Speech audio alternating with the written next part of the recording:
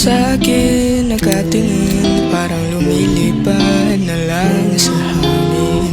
Di na mapakali, ikaw lang naman ang nina. Ito yung dito nagsimula yung love story namin. So nag-start to nung may welcoming party yung school namin, nung college. Nagkakilala kami kasi may isa din na taga Lemery na nagbe-vet noon, and then doon kami nagkakilala. Huwag mo sanang isipin na parang wala lang sa'kin ang lahat nating pinagsamahan. Isasayaw kita. Inisip ko agad na i-message si Angel at yayain itong makasayaw siya sa araw na yun. Chinat niya ako noon kung pwede daw niya akong maisayaw, then to find out, wala pala namang sayaw sa program. Ngunit ako pala ay nagkamali. Wala palang mangyayaring sayaw.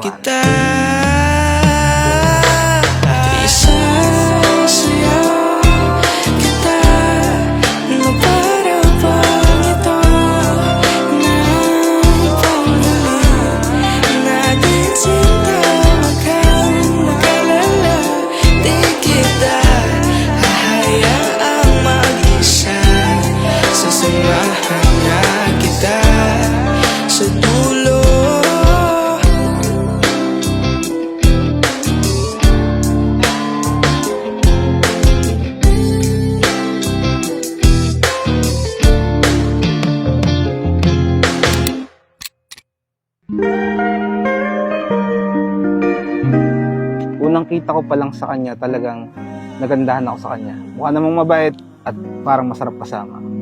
Binibilang ang oras, sinusukat ang layo, umaasa ang puso. Angel, I love you. Sana. Iyak naman ako. Umiyak ako. Ayoko. Babait na ako. Oh. Love you, anak. Aking unang pag-ibig. Edsel, my bossing, my chogbu. Today, we are no longer boyfriend and girlfriends, but rather will be husband and wife. I promise to love you every day, to be with you for better or for worse, in sickness and in health.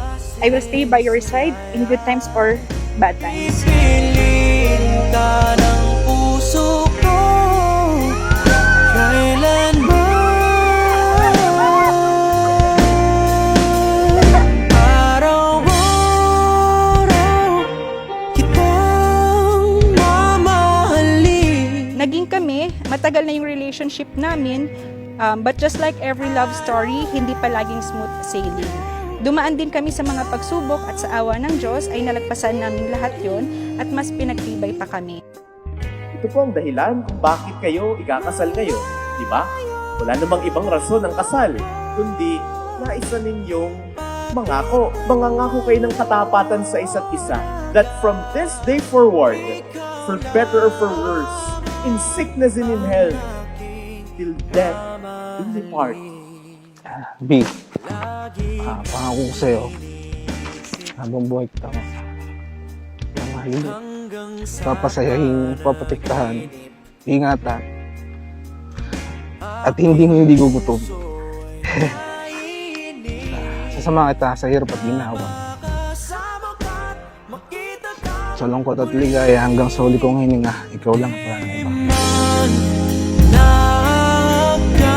Edsel at Angelica, ito na tayo, no?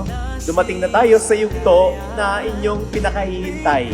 Alam kong ilang araw na kayong nananabik, ilang araw na kayong na-excite, ikakasal na kami. Pero heto na tayo, dumating na tayo sa araw ng inyong kasal. Araw-araw kitang mamahalin. Daddy, natupad ko naman din yung promise ko sa'yo na magiging proud din kayo sa akin. Alam kong nakasuporta ka sa wedding na to. Mas masaya sana tong moment na to kung nandito ka. I promise to cherish and care for you until the rest of our lives.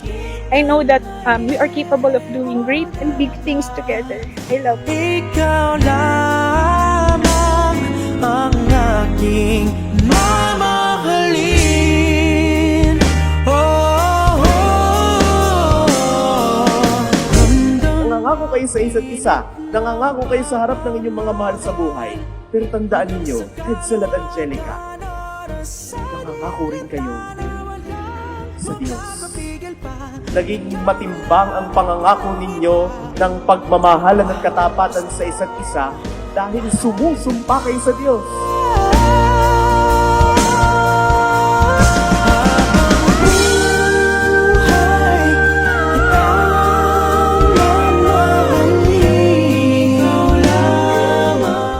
Papangako ko din sa'yo na magiging mabuti ang ama sa magiging anak natin.